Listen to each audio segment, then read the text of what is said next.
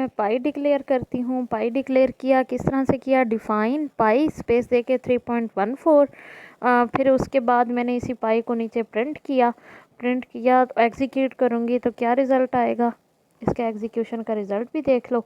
ठीक है, ये तो हो गया डिफाइन प्री प्रोसेसर, जिसमें आप देख सकते हो वैल्यू ऑफ एरिया 500 आ रही है और नीचे चूँकि मैंने पाई डिक्लेयर किया था तो पाई की वैल्यू उसने प्रिंट कर दी 3.1400। चूँकि वो उसको खुद ही अंडरस्टैंड हो गया कि ये क्या है, तो 6 डिजिट तक वो ऑटोमेटिकली शो कर रहा है। ठीक है, अब एक तरीका तो हो गया डिफाइन प्री प्रोसेसर का डिफाइंड के ज़रिए, और दूसरा हो गया दूसरा तरीका हम देखते हैं कि वो क्या है, कॉन्स्ट कीवर्ड का, कि कॉन्स्ट कीवर्ड का इस्तेमाल करके भी हम कांस्टेंट डिफाइन कर सकते हैं। तो जैसे वेरिएबल डिफाइन करते हैं इस तरह कांस्टेंट डिफाइन करेंगे, लेकिन कांस्टेंट के साथ क्या फ़र्क होगा कि सिर्फ CONST यानी कॉन्स्ट का, कॉन्स्ट से मुराद कांस्टेंट वेरिएबल एक कीवर्ड यूज़ होगा। उसका एग्जांपल क्या है, उसका क्या सिंटैक्स है, सबसे पहले कॉन्स्ट कीवर्ड यूज़ होगा, फिर डाटा टाइप बताई जाएगी कि कौन सी है, फिर वेरिएबल होगा और फिर इक्वल करके यानी असाइनमेंट ऑपरेटर यूज़ होगा और फिर उसकी वैल्यू होगी। ठीक है, जैसे इस प्रोग्राम में दिया हुआ है कॉन्स्ट, इसमें दो इंटीजर वेरिएबल हैं, यानी दो इंटीजर कांस्टेंट है लेंथ और विड्थ, और कैरेक्टर उसमें एक कैरेक्टर कांस्टेंट है, और जबकि एक वेरिएबल है उसका नाम क्या है, एरिया।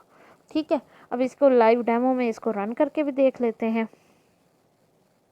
लाइव डेमो में इसको यानी यहाँ पे यूँ समझ लो कि वो आपने यहाँ पे यूज़ किया हुआ है एक कंपाइलर, टर्बो सी यूज़ कर रहे हो, यहाँ पे वो प्रोग्राम लिख रहे हो और नीचे उसकी आउटपुट नज़र आएगी। इसको यहाँ से एग्जीक्यूट करोगे यानी एग्जीक्यूट और कंपाइल होगा और इसका जवाब आ रहा है। ठीक है, उस तरीके से भी वही आंसर आ रहा था, इस तरीके से भी। अब इसमें मैं वैल्यू चेंज करना चाहती हूँ, मैं वैल्यू कर देती हूँ 40। ठीक है, और इसी तरह मैं नीचे वाली यानी विड्थ की वैल्यू भी चेंज कर देती हूँ। विड्थ की वैल्यू कैसे चेंज करूँगी, विड्थ की वैल्यू भी यहाँ पे प्रोग्रामिंग के अंदर आप ये देख रहे हो कि कांस्टेंट में आप during run time value change नहीं कर रहे होते, बल्कि आप कैसे वैल्यू चेंज कर रहे होते हो, आप वैल्यू चेंज कर रहे होते हो प्रोग्राम के अंदर, यानी प्रोग्राम के अंदर वैल्यू चेंज करोगे तो कहाँ पे करोगे, प्रोग्राम के अंदर करोगे। मैं 50 कर देती हूँ और एग्जीक्यूट करती हूँ। एग्जीक्यूट करूँगी तो इसका जो रिज़ल्ट आएगा वो इस शक्ल में, यानी एरिया क्या हो गया, अब 50 हो गया। ठीक है, अब कांस्टेंट क्वालिफायर भी हमने पढ़ लिया, यानी कॉन्स्ट का कीवर्ड कैसे यूज़ होता है वो भी हमने पढ़ लिया।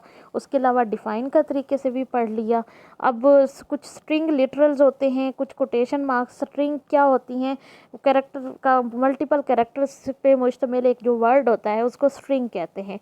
अब स्ट्रिंग लिटरल क्या होते हैं, कैसे लिखे जाते हैं, डबल कोटेशन मार्क में लिखे जाते हैं। जैसे आप प्रिंट कराते हो तो प्रिंट एफ के दरमियान जैसे हेलो वर्ल्ड है, ये क्या है, स्ट्रिंग लिटरल है, ये क्या है, स्ट्रिंग लिटरल है।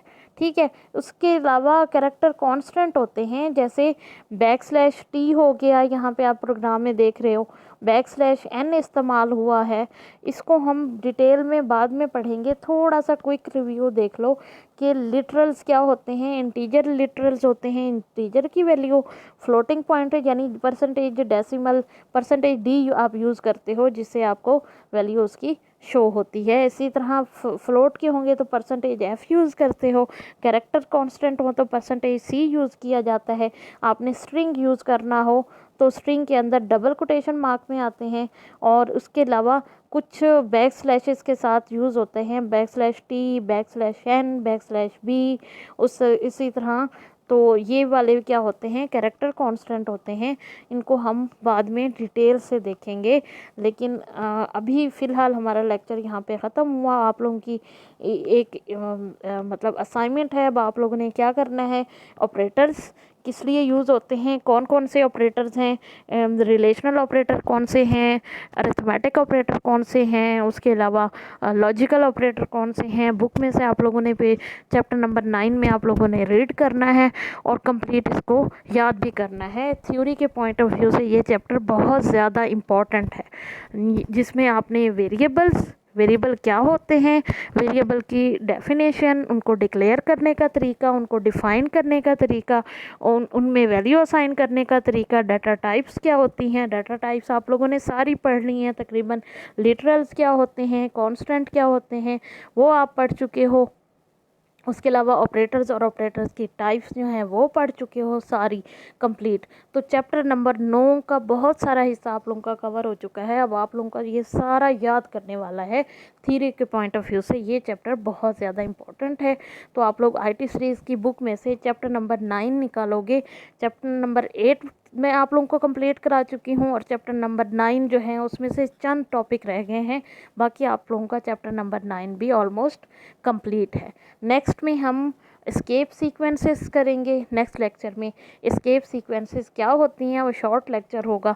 आप लोगों का सिर्फ एस्केप सीक्वेंसेस को देखेंगे हम, और उसके अलावा मतलब कोई टॉपिक जो रह गया है आपका चैप्टर नंबर 9 में से वो मैं आपको डिटेल से कराऊंगी। आपका लेक्चर यहाँ पे आज ख़त्म होता है।